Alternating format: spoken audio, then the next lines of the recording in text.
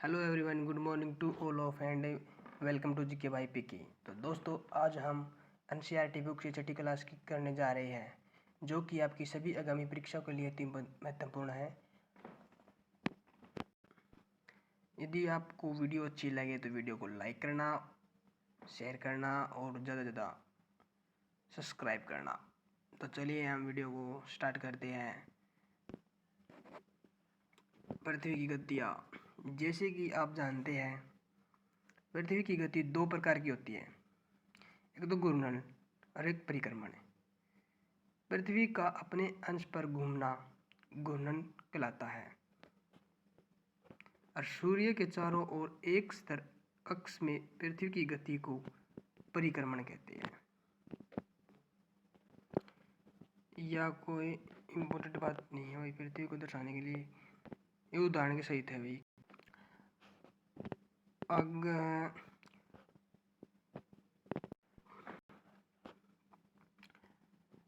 पृथ्वी का अंश पर एक काल्पनिक रेखा है जो इसकी कक्षीय सतह से 66 डिग्री का कोण बनाती है।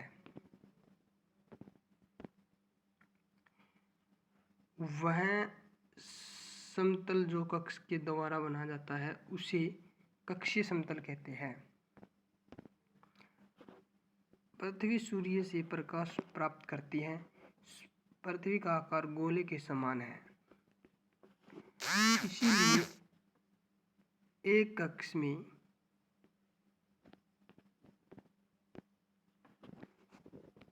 सिर्फ इसके आधे भाग पर ही सूर्य की रोशनी प्राप्त होती है। सूर्य की ओर वाले भाग में दिन होता है और जबकि दूसरा भाग जो सूर्य से दूर है उसमें रात होती है।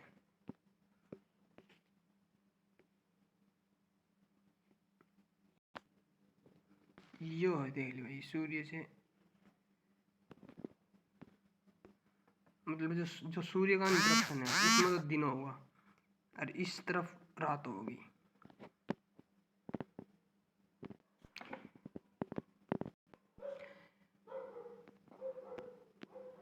ग्लोब पर वह वर्ग जो दिन तथा रात को विभाजित करता है उसे प्रदीप्ति वर्ग कहते हैं।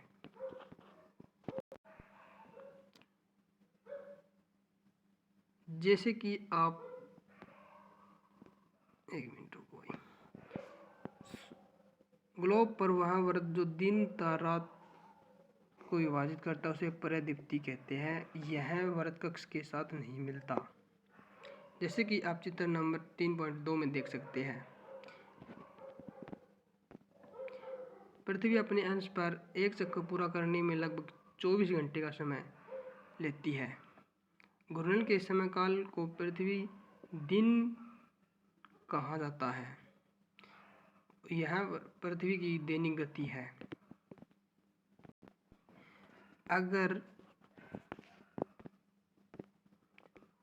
अगर पृथ्वी घूर्णन नहीं करे तो क्या होगा?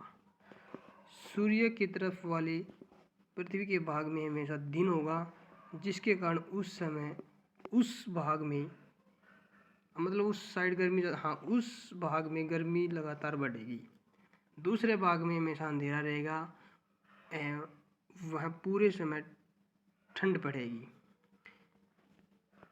इस तरह की अवस्था में जीवन संभव नहीं हो पाएगा।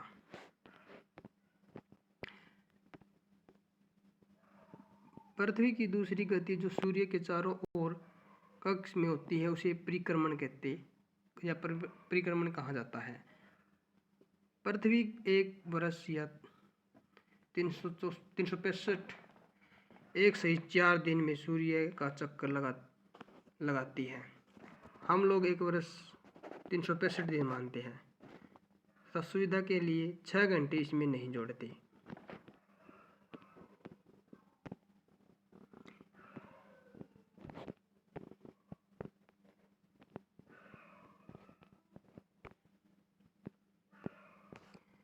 चार वर्षों में प्रत्येक वर्ष के बचे 6 घंटे मिलकर एक दिन यानी 24 घंटे के बराबर हो जाते हैं। इसके अतिरिक्त दिन को फरवरी के महीने में जोड़ा जाता है। इस प्रकार प्रत्येक चौथे वर्ष फरवरी माह 28 दिन के बदले 29 दिन हो जाता है। ऐसा वर्ष जिसमें 366 दिन होते हैं उसे लीप वर्ष कहा जाता है। पता लगाए कि अगला लीप वर्ष कब होगा। समानता एक वर्ष को गर्मी सर्दी बसंत शरद ऋतु में बांटा जाता है। ऋतु में परिवर्तन सूर्य के चारों ओर पृथ्वी की स्थिति परिवर्तन के कारण होता है। ये चित्र नंबर वही देख लिए, इसमें उदाहरण दे रखे हैं। चित्र नंबर 3.3 में आप देखें कि 21 जून को उत्तरी गोलार्ध सूर्य की तरफ झुका है। 21 जून को यह डेट सीधी पूछी जा भाई। 21 जून को सूर्य की किरणें कर्क रेखा पर सीधी पड़ती है।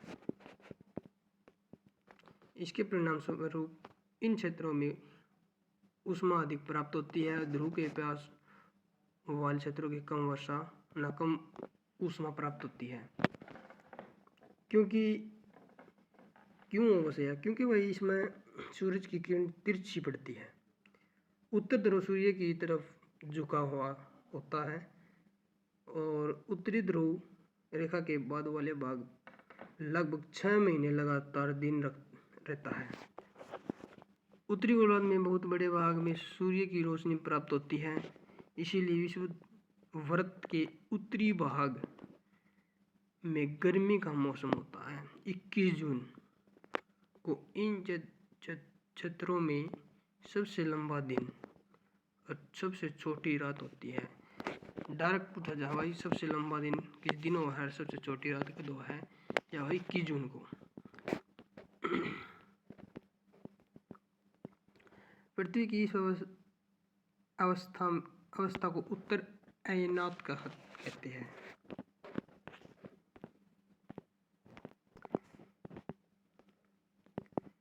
बाईस दिसंबर को दक्षिण ध्रुव के सूर्य की ओर झुके होने के कारण मकर रेखा पर सूर्य की किरणें सीधी पड़ती है। 22 दिसंबर को सूर्य की किरणें मकर रेखा पर लंबवत बनाती है।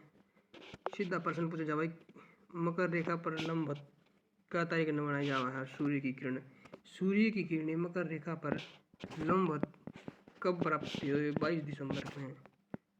सीधा डेट पूछी जा भाई पेपर में।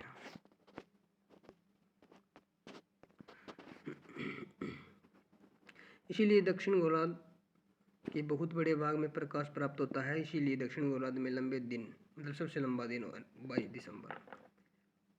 ठीक है, लंबे दिन और सबसे छोटी आते वाली यह ग्रीष्म ऋतु, वो होती शरद ऋतु। इसके ठीक विपरीत स्थिति उत्तरी गोलार्ध में होती है।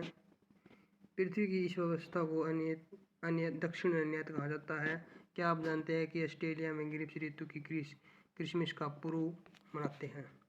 ऑस्ट्रेलिया में गर्मी में क्रिसमस मनावा कौन सा देश है? ऑस्ट्रेलिया।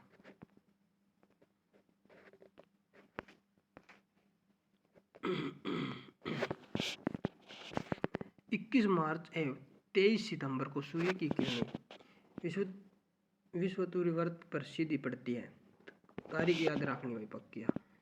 21 मार्च और 23 सितंबर को सूर्य की किरणें विषुववृत्त पर सीधी पड़ती है। इस अवस्था में कोई भी ध्रुव सूर्य की ओर नहीं झुका होता। इसीलिए पूरी पृथ्वी की दिन और रात बराबर हो गए। इसमें विषुव कहा जाता है।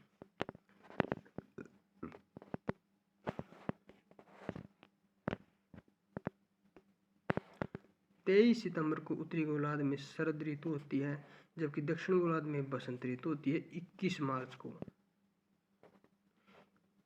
स्थिति इसके विपरीत होती है, जब उत्तरी गोलार्ध में बसंत ऋतु और दक्षिण गोलार्ध में शरद ऋतु होती है। इस प्रकार स्पष्ट है कि पृथ्वी की घूर्णन एवं परिक्रमण के कारण दिन और रात ऋतुओं में परिवर्तन होता है।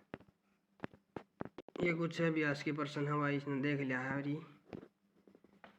पृथ्वी के अंश का झुकाव कितना कोण हो, मतलब कितना हो? 66.66।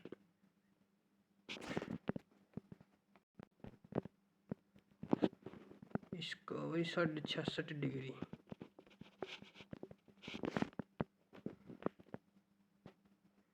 घूर्णन और परिक्रमण को परिभाषित कीजिए। यो पढ़ लिए भाई, ये बड़ी देख लिया। लीप वर्ष क्या हो, इसमें 366 वर्ष दिन हो है, 366 दिन हो उसमें लीप वर्ष होगा। और भाई इसमें के